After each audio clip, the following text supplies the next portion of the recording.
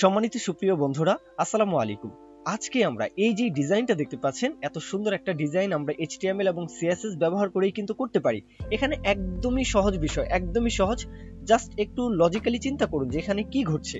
আমরা একটা কন্টেইনার নিতে পারি, সেই কন্টেইনারের মধ্যে দুইটা হেডিং ট্যাগ থাকবে, মানে দুইটা সেম, মানে হেডিং ট্যাগটা থাকবে একদমই সেম। ওকে, তো প্রথম যেই হেডিং ট্যাগটা থাকবে, প্রথম টেক্সটটাকে বলা আছে যে তোমার ওয়েব কি টেক্সট স্ট্রোক থাকবে। এই জন্যই এই যে প্রথমটা, এটার কিন্তু টেক্সট স্ট্রোক রয়েছে। ওকে, এই যে স্ট্রোকটা, এটা হচ্ছে তার স্ট্রোক। কিন্তু দ্বিতীয়টার বেলায় কিন্তু বলা আছে তোমার ব্যাকগ্রাউন্ড কালার থাকবে এই যে ওয়াটার যে কালারটা, পানির যে কালারটা, বা সাগরের যে ব্লু কালার যেটা আসলে নিয়েছি, তো এরকম একটা কালার, ভিন্ন কালার দিলেও কিন্তু দেওয়া যাবে, সেটা সমস্যা নয়, তাই না? কিন্তু অ্যানিমেশনটা কিভাবে হচ্ছে? অ্যানিমেশনটা হচ্ছে যে আমরা বিভিন্ন ওয়েবসাইট রয়েছে, থার্ড পার্টি ওয়েবসাইট রয়েছে, যেখানে ক্লিপ পাথ মেকার বা জেনারেটর এরকম সার্চ করলেই পেয়ে যাবেন। তো ওইখান থেকে আপনারা ক্লিপ পাথটা কপি করবেন। তারপরে অ্যানিমেশনের বেলায় আমরা 0% ক্ষেত্রে তুমি এরকম থাকবা, 80% ক্ষেত্রে তুমি ওইরকম থাকবা, এভাবে বলে দেই, তাই না? তো সেই বিষয়টা কিন্তু এখানে বলে দিয়েছি যে তুমি 0% ক্ষেত্রে এরকম শেপ থাকবা, আবার যখন 100% বা 50%, 80%, 70% যখন হবা, তখন তুমি এরকম শেপ ধারণ করবা। সেটাই কিন্তু স্মুথ ভাবে কিন্তু সে এইভাবে হচ্ছে, এভাবে হচ্ছে, মানে বুঝতেই পারছেন, এটাই হচ্ছে লজিক। তো যা বললাম, এখন আমরা কোড করার মাধ্যমে বাদবাকি বিষয়টা দেখবো। একদমই সহজ, মনে হয় যেন একদমই কঠিন, কিন্তু আসলে একদমই সহজ। যাই হোক, আমরা এখন স্ট্রাকচারটা করছি, টাইটেলটা চেঞ্জ করে দেই। এটা দিতে পারি, কি বলতে পারি, আটলান্টিক। ওকে, আটলান্টিক এটাই দিলাম। এখন সিএসএস এর মাধ্যমে এটাকে লিংক আপ করতে হবে, তাহলে লিংক, হ্যাঁ, কোলন দিয়ে বলতে হবে সিএসএস, তাহলে সিএসএস ফাইলের সাথে এটা লিংক আপ হয়েছে। এখন আমরা একটা কন্টেইনার নিই, ডট প্যারেন্ট কন্টেইনার, এভাবে নাম দিই, প্যারেন্ট। ওকে, তো এই কন্টেইনারের মধ্যে আমাদের দুইটা হেডিং ট্যাগ লাগবে, যেমন H2, এটাও হচ্ছে হেডিং ট্যাগ, তাই না? তাহলে H2 নিলাম, একটা নেই 1, এটা হচ্ছে 1, হ্যাঁ। তারপরে আরেকটা নিব 2, এটা হচ্ছে উপরেরটা 1 থাকলে এটা হচ্ছে 2। ওকে, তো এটার মধ্যে আমরা টেক্সটটা যুক্ত করব, কি লিখবো? আটলান্টিক। এটার মধ্যেও সেম থাকবে, তাহলে আটলান্টিক। তাহলে আমাদের যে সাইটটা, লাইভ সার্ভারের মাধ্যমে আমাদের সাইটের বর্তমান অবস্থা হচ্ছে এটা। এখন আমরা ডিজাইন করব। ডিজাইনের ক্ষেত্রে সিএসএস ফাইলে চলে যাব। যেহেতু আমি হিন্দ শিলিগুড়ি ফন্টটা ব্যবহার করেছি, এই জন্যই কিন্তু ফন্টের যেই সাইজটা এরকম দেখাচ্ছে। আচ্ছা, এখন এটাকে আমরা মাঝখানে সেন্টারে অ্যালাইন করতে চাই। একদমই সহজ বিষয়। আমরা কি করব? বডিকে বলতে পারি বডি, তাই না? এটা ইয়াটা চেঞ্জ করি, তাহলে বডিকে ধরি।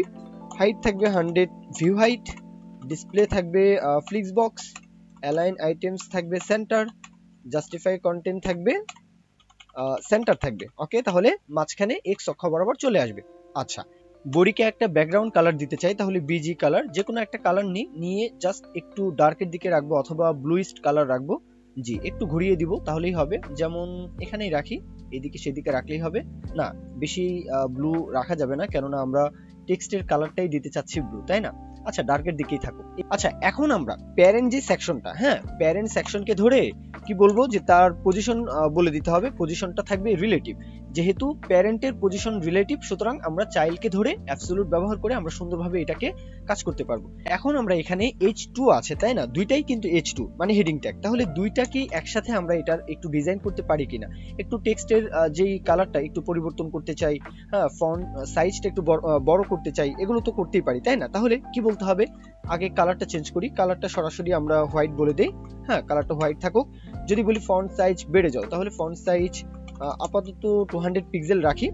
ওকে, এটা এখন যদি আমরা অ্যাবসলিউট ব্যবহার করি পজিশন, তাহলে কিন্তু এটা মানে প্যারেন্ট অনুযায়ী সে কিন্তু একটার নিচে আরেকটা ওভারল্যাপস হয়ে যাবে। যেমন আমরা যদি বলি পজিশন অ্যাবসলিউট, হ্যাঁ, লক্ষ্য করুন এখানেই কিন্তু দুইটা, মনে হচ্ছে যে না একটা, তাই না? কিন্তু এখানেই দুইটা।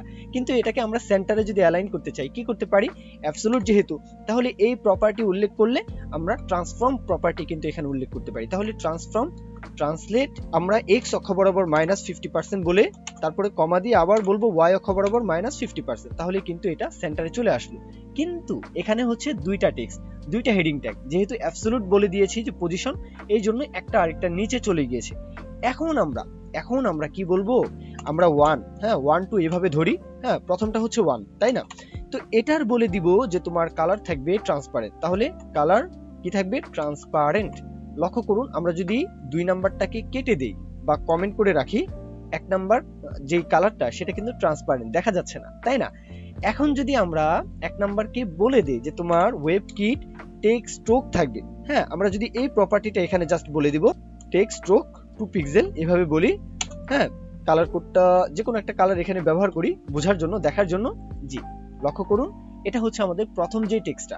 ওকে, তো এই কালারটা তো আমরা চাচ্ছি না, তো আমরা চাইলে এটার যে কালারটা আমরা চাই একটু কালারটা পরিবর্তন থাকুক। হ্যাঁ, তো এরকম একটা কালার নেই। হ্যাঁ, আচ্ছা, ব্যাকগ্রাউন্ড কালারটাকে একটু চেঞ্জ করার প্রয়োজন আছে। মনে করি যে বডির যে ব্যাকগ্রাউন্ডটা আমরা একটু এদিক সেদিক করে দেখি যে কোনটাতে ভালো লাগছে, একটু ডার্কের দিকে রাখলে মনে হয় ভালো লাগবে। আচ্ছা, এমনটাই থাকুক। আমরা এখন এটাকেই প্রাইমারি কালার হিসেবে কল্পনা করতে পারি। আচ্ছা, এখন 2, হ্যাঁ, সেকশন 2 যেটা মানে বলবো চাইল্ড 2 আর কি, এই সেকশনকে ধরে আমরা এটার কালারটা পরিবর্তন করে দেই। হ্যাঁ, এটার কালার যেটা প্রাইমারি কালার হিসাবে নিচ্ছি এটাকেই দিব। ওকে, এই কালারটা এখানে দিয়ে দিলাম। এখন আমরা এখানে অ্যানিমেশনের যে ব্যবহারটা এখানে করব। বোঝা যাচ্ছে না তাই না? বোঝা যাবে কিভাবে? আমরা তো এটাকে কমেন্ট করে রেখেছি, আনকমেন্ট থাকুক। এখন বোঝা যাচ্ছে তাই না আমরা যে কালারটা দিলাম। কিন্তু আমরা চাই এখানে কি বলবো, আমরা এখানে অ্যানিমেশনের ব্যবহারটা এখানে করব। তাহলে অ্যানিমেট, এটা কি অ্যানিমেট হবে তাই না? তাহলে অ্যানিমেট বা ওয়াটার এভাবে দেই। হ্যাঁ, বোঝার জন্য এটা হচ্ছে ওয়াটার। হ্যাঁ, তারপর কত সেকেন্ড, 5 সেকেন্ডের মধ্যে এটা আসলে ডিউরেশন দিলাম। ইজ ইন আউট দেই, ease in out. Okay, infinite, সর্বক্ষণ এটা চলতেই থাকবে। আশা করি এতটুকু কোড বুঝতে আপনাদের অসুবিধা হয়নি। এখন আমরা কি ফ্রেমের মধ্যে আমাদেরকে আইডেন্টিফায়ার বলতে হবে, তাহলে @ তাহলে আইডেন্টিফায়ারটা হবে ওয়াটার তাই না? তাহলে আমরা এই নামটাই উল্লেখ করে দিচ্ছি। এখন আমরা চাই যে 0% যখন থাকবে, হ্যাঁ, আমি এখানে দুইটা কন্ট্রোল চাই, একটা হচ্ছে 0% এবং 100% এর ক্ষেত্রে, আরেকটা হচ্ছে 50% এর ক্ষেত্রে। একদমই সহজ। আপনারা চাইলে আরো কন্ট্রোল যদি চান তাহলে নিতে পারেন, সমস্যা নেই। আমি এখানে উল্লেখ করছি যে 0% যখন থাকবে এবং 100% যখন থাকবা এটা হচ্ছে একটা, আরেকটা নিব যে 50% যখন থাকবা এটা হচ্ছে আরেকটা। আচ্ছা, এখন আমাদের ক্লিপ পাথ ব্যবহার করতে হবে। ওকে, তাহলে আমরা গুগলে ক্লিপ পাথ জেনারেটর বা মেকার এরকম কিছু একটা লিখে সার্চ করব। তারপর কি হবে, প্রথম যে ওয়েবসাইট থাকবে এখানে চলে যাব, কাস্টম যে পলিগন, এই কাস্টম পলিগনে ক্লিক করব। তারপর এইভাবে সময় নিয়ে, হ্যাঁ, সুন্দরভাবে এইভাবে আসলে যেরকম শেপটা দিতে চাচ্ছেন এইভাবে নিয়ে সময় নিয়ে সুন্দর করে কিন্তু এই শেপটা দেওয়ার চেষ্টা করবে। উপরের সেকশনটা যখন হয়ে যাবে তখন নিচে একটা ক্লিক করবেন, আবার এখানেও একটা ক্লিক করবেন। তাহলে এই যে টেক্সটটা থাকবে এই পুরাটাকে কপি করে এনে আমরা কি করতে পারি, এই 0 এবং 100% এর ক্ষেত্রে আমরা এখানে পেস্ট করব।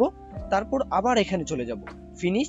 তারপরে আবার যেগুলো উঁচুতে ছিল সেগুলোকে নিচুতে রাখবো এইভাবে, হ্যাঁ, নামিয়ে রাখবো। আর যেগুলো নিচুতে ছিল সেগুলোকে একটু উপরের দিকে উঠিয়ে রাখবো।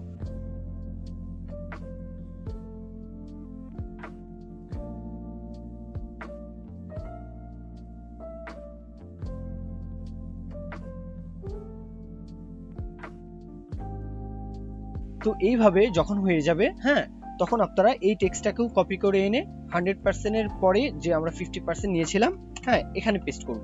তাহলে কি হবে, এখানে লক্ষ্য করুন আমাদের সাইটে চলে যাই, আমরা যেই রকম শেপটা দিয়েছি সেই রকম ভাবেই কিন্তু এটা অ্যানিমেশন হচ্ছে। আমরা এখানে একটু কম দিয়েছি তাই না, একটু বাড়িয়ে চাইলে সেটা আপনারা দেখে পলিগনটা সেট করবেন, এটা কোনো বিষয় নয়। তো আমি দেখিয়ে দিলাম আর কি এই টেক্সটের যে ইফেক্টটা সেটা আমরা কিভাবে দিতে পারি।